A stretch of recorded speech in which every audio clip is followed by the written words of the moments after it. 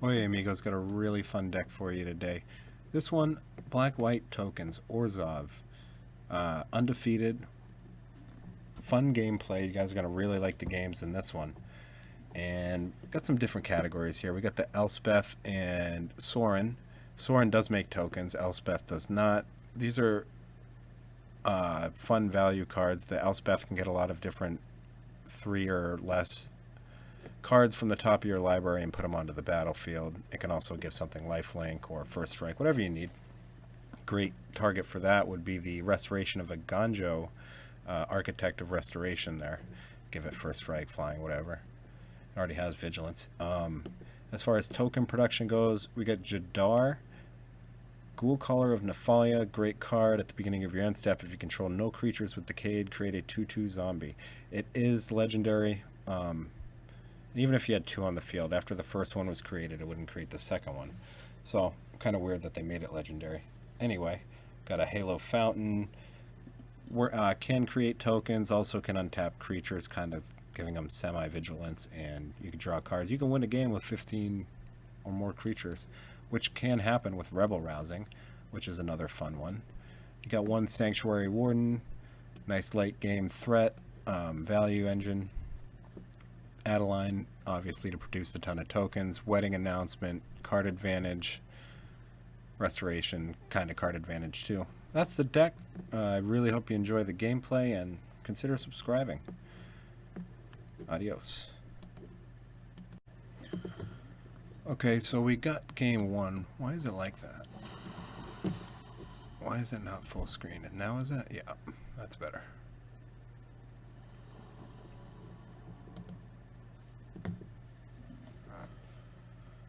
Okay, so this is a pretty slow hand, but we're on the play. It's nice we got a turn 2 play. It's not really that slow.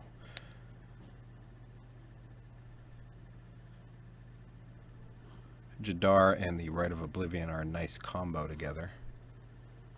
You can sacrifice the zombie to the right. Basically, it's free.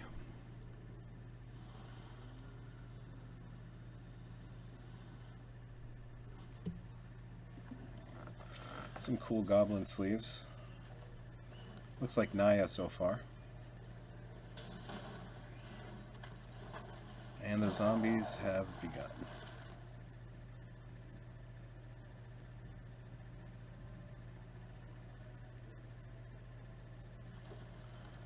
One cool thing about doing the videos after instead of during the game is you don't hear any mouse clicks.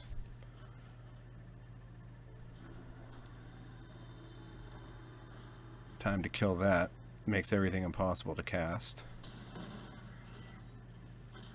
The combo starts early. We're going to get another zombie and a free attack. So, nice little 2-card early game combo.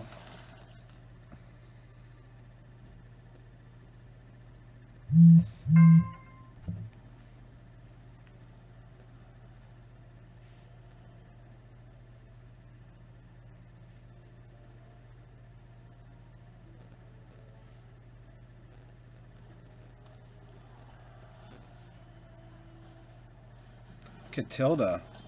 Okay, so this is when I start figuring out this is more of a legendary human deck. It's not Naya. I could have figured that out from the second land, legendary land, but I didn't bother to check it out.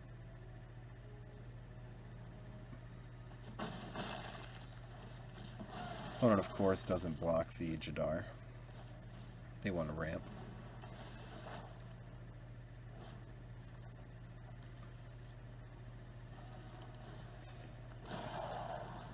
Could have got announcement down there, but I want to start getting more lands. We draw 1 land, we can play announcement and Elas il-Kor.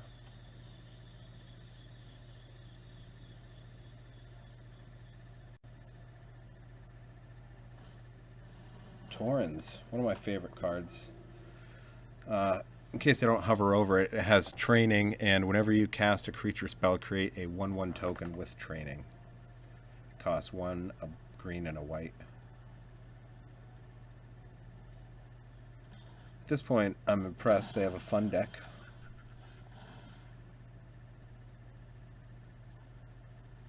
I actually forgot about that.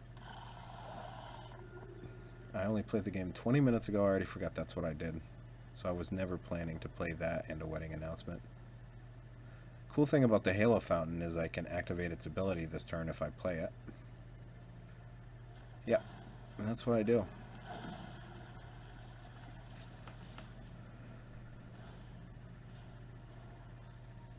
That zombie.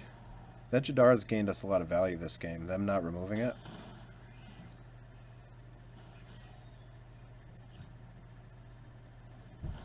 Get a free token out of it. I could have untapped the Elas to be able to potentially block, but I wasn't going to block anyway.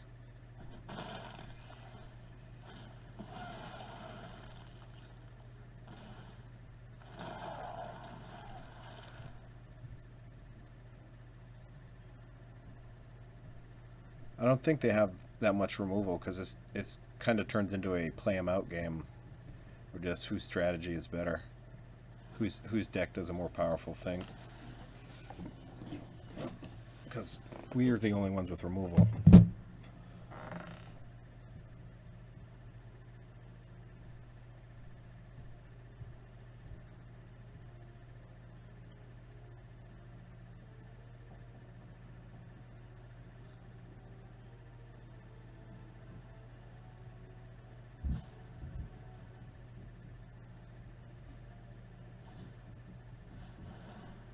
Whenever another creature you control dies, if it was attacking, draw a card. Otherwise, it deals 1 damage to each opponent. Nice little clock right there. Little pinger, if you will.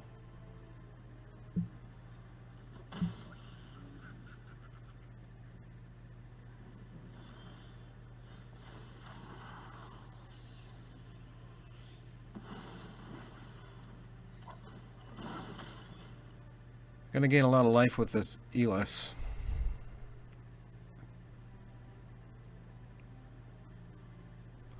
I think I want to play 2 wedding announcements next turn, so I'm gonna go for the land here. Kind of weird, I don't have a 2-drop, but it's fine. The extra white land can help us do the second ability on the Halo Fountain. Hoping to draw into that next land to have 2 wedding announcements going. Got to attack with 2 in order to use the ability. Even though the 1/1's a bad attack.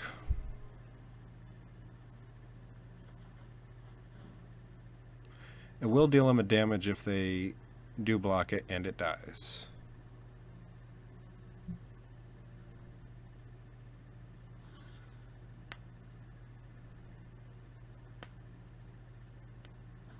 Smart on their part. I'm tapped out, so they know it's safe.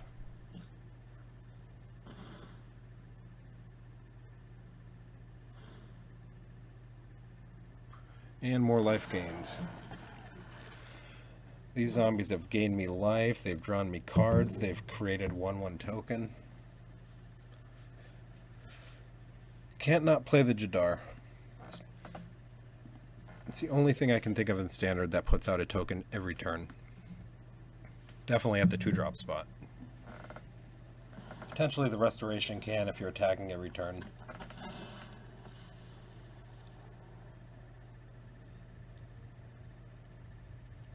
With the 3/4.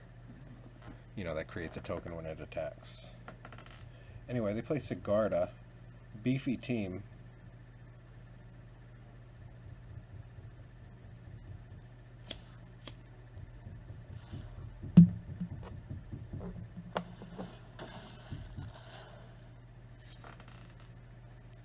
Attack in for 9. I can take all that. They have 2 mana open too.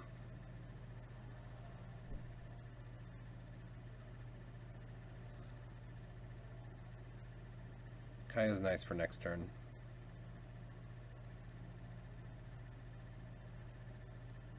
As of right now, 3, 4, 5, 6, 7, 8, 9, 10 with the Kaya.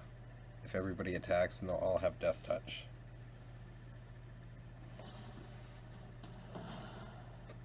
But not anymore.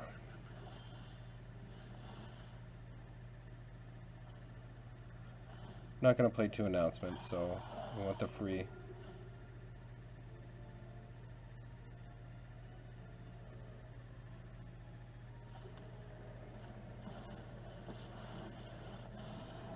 We're going to buff team and attack. Stay out of my way. Just how I showed you. You got this. They can block the Architect and kill it if they want, but it has Death Touch. It'll kill the Sigarda.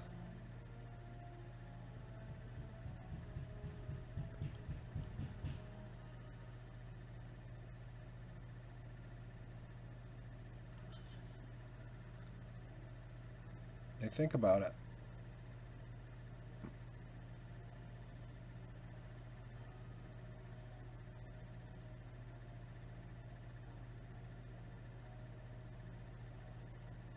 Now I have 3 mana.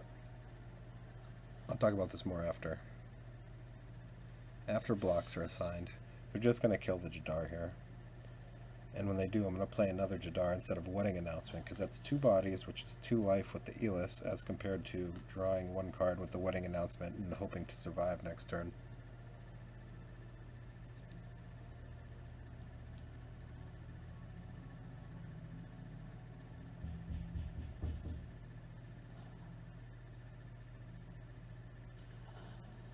Oh, I forgot about this part. That creates another 2 blockers right there. And it gains me another life.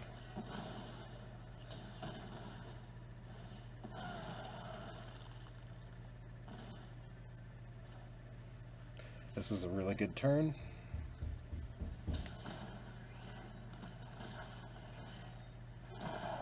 Up to 11 with 5 blockers. They're down to 2.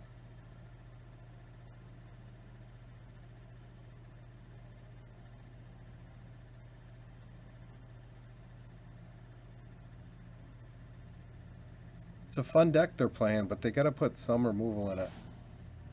They could have got rid of the Jadar in turn 3 or 4. This game would have been a lot different.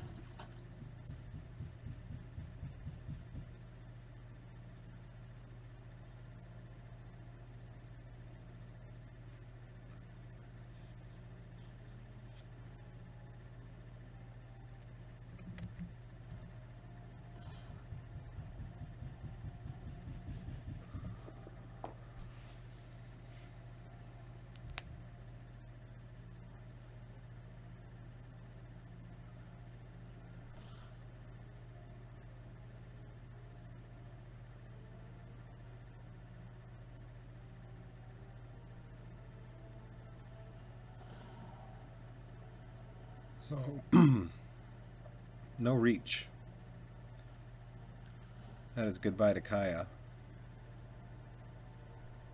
We're going to triple block here. Try to get rid of this.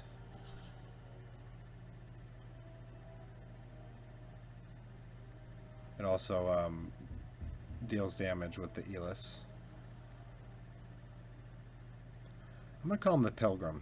How about that? Indestructible.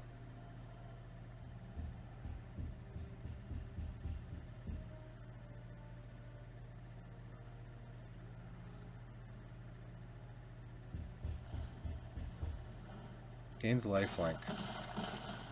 This is why they don't die this turn. Contrary to what I think was going to happen.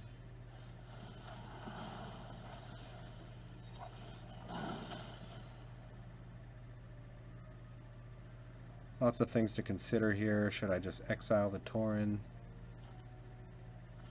Exile the Jaren?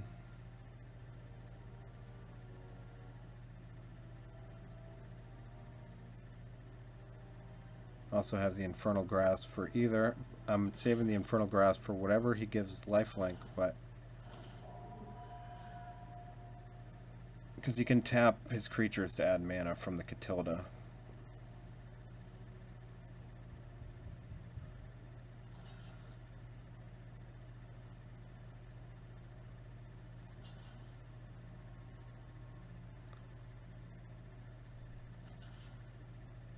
So all 3 of my guys die, which deals 2 damage.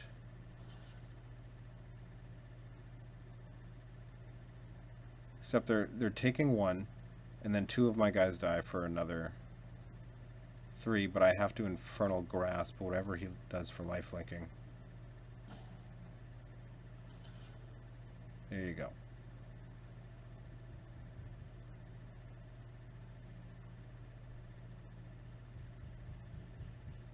I should untap here and create a creature to gain a life, because it's still really foggy.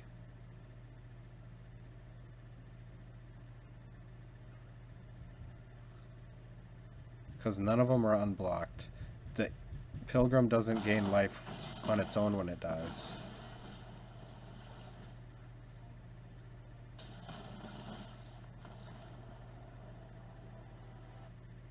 And it works out. Still confused a little bit on the end there. Now we're gonna watch the second game.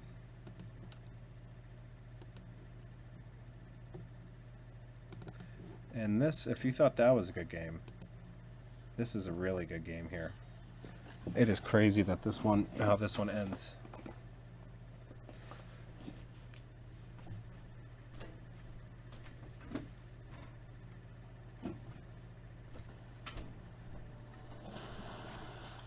Also another interesting deck, too.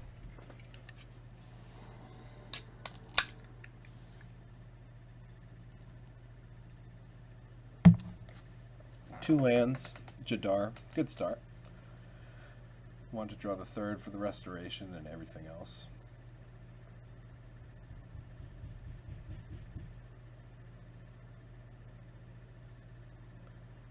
If I could do anything with this hand, I'd trade out the Kaya for a land, but other than that, pretty perfect. They go first anyway. We got 2 shots at it.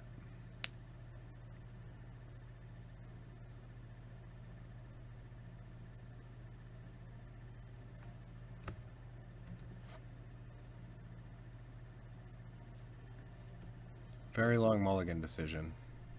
I wish it showed a preview here. I could skip a little. Okay, there we go. Whatever. We drew the Wandering Emperor, and we passed the turn. They play Riveteer's Requisitioner. Think about Cast Down here. Had I played it there, this game would have been a lot different. Probably for the better.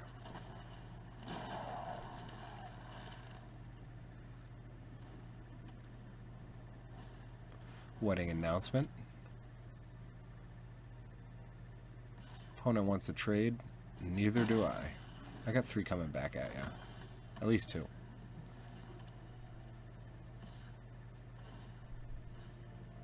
Gonna get the Restoration down here. That way I got 4 mana next turn for Wandering Emperor or Wedding Announcement and cut down. Or whatever.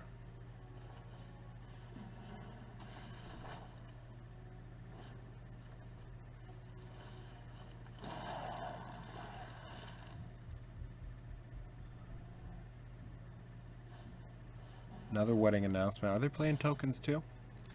Tokens on tokens violence. Yeah. I was going to give him a happy emote, but I wasn't happy. I don't want to discard something here.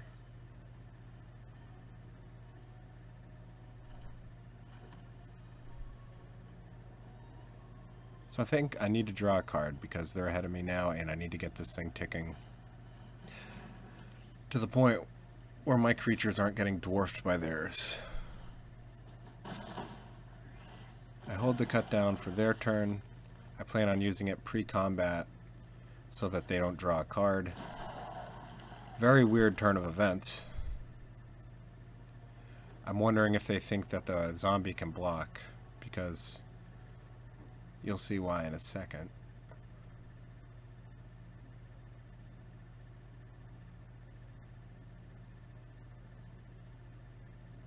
They're going to go to combat. I'm going to try to cut down the Riveteer.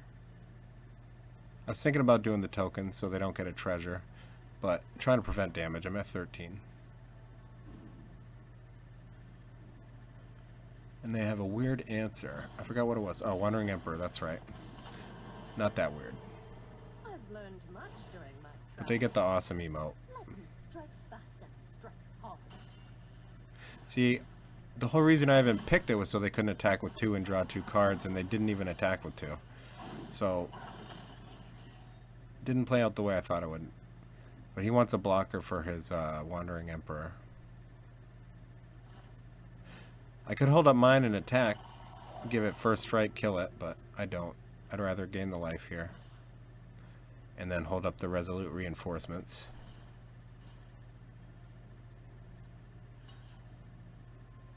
This is going to give us a token.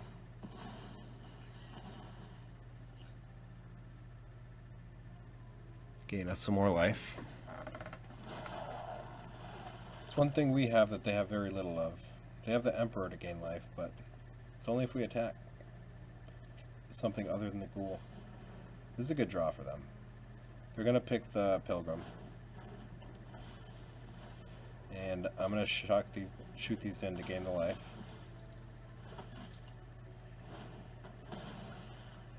That's a really good turn for them. Guards, to me. No attacks, creatures get bigger. See that River Tier's Requisitioner, I should have destroyed it early.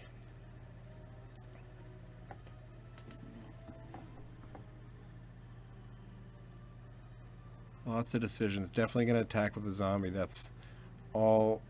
That's for certain. Also going to attack with a token just to draw a card because we need it. And then going to hold up Wandering Emperor, I think. Cut Down is no longer a usable card other than to discard the Ganjo.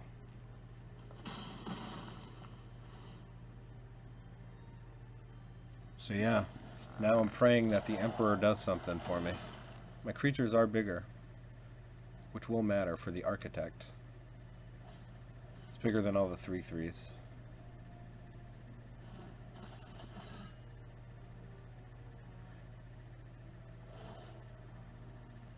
$5/5. I have got new moves to teach you.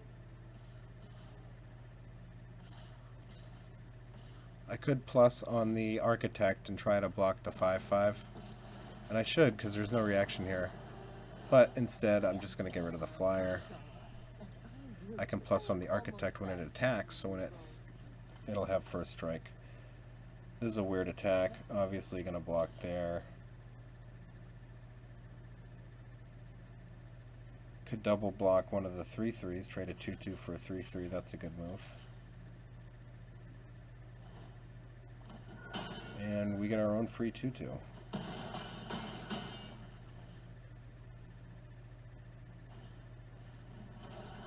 Bank Buster. So that's not a real strong turn for the opponent. They did get 9 damage, but our board was barely affected. Gonna give it first strike. We want to draw we want to gain life when we attack, so Pilgrim down. Geist Hunter down. So Death Touch and first strike on the Architect is just brutal. Time to crash a vampire wedding. And I brought a pointy gift. My guess is they're going to trade a 3/3 for one of my 3/3s because I'm going to make one of these bigger. They're probably not going to block the zombie because they know it's going to die already, so I put that on there because now they're 2/2s and they're less incentivized to block if they want with the 3/3. And go for the Wandering Emperor. I'm at 7, so this is tough, but I'm going to get 2 creatures, which is going to gain me 2 life, and I'm going to get more blockers.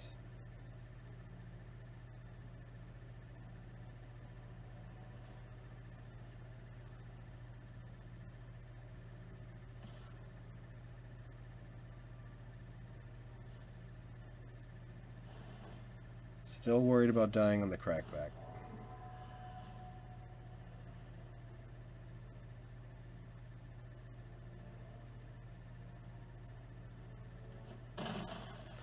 And they take it all. See you later, Emperor. Until next time, then. Damage.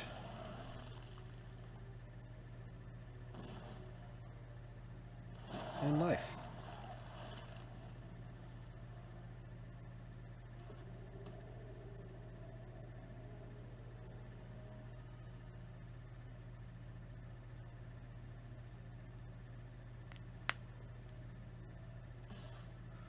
All out attack. Obviously gotta chump the Adeline.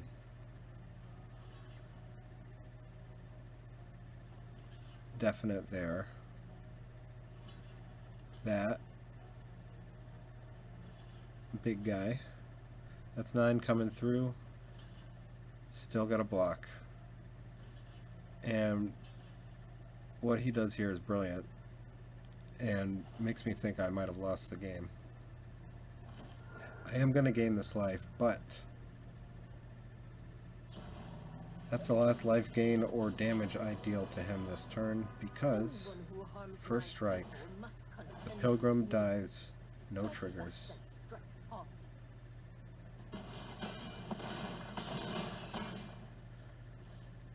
Opponent's got 2 blockers and down to 10. I have to do something pretty awesome this turn in order to win. And I think I found it by putting the counters on the tokens and attacking. He's probably going to block the Architect because it's the biggest. And hopefully he only blocks the Architect, because then I can... Well, I'm not going to ruin it. Maybe if you can figure out what I do next, let me know. Before you see it. Obviously you're going to figure it out once I do it. But Just how I showed you. You got this. if he blocks right here, I lose the game.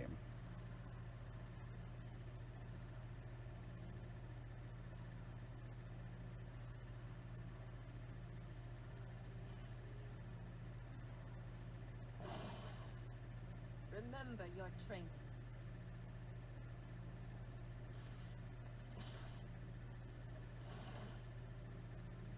So this is definitely going for the win. The other strategy is only attack with the Architect and put a +1/+1 counter on it.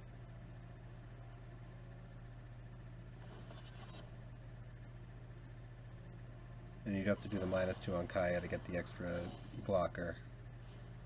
Then hold up Wandering Emperor for when they attack. But they make a mistake here. They want the Adeline to live. They're worried about it. They don't count. They have 2 mana. They use it to draw. They know it's over. We're going to get exact 10. I hope you're ready to lose. 4, 6, 10. I have got new. And that was an exciting finish. That could have gone either way. But glad I pulled out the victory. And I give him the good games.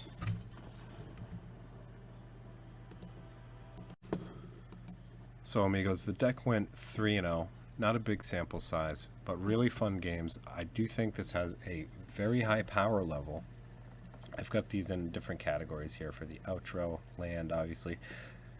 This is the all-star category. The Pilgrim, awesome. Jadar, way better than I thought.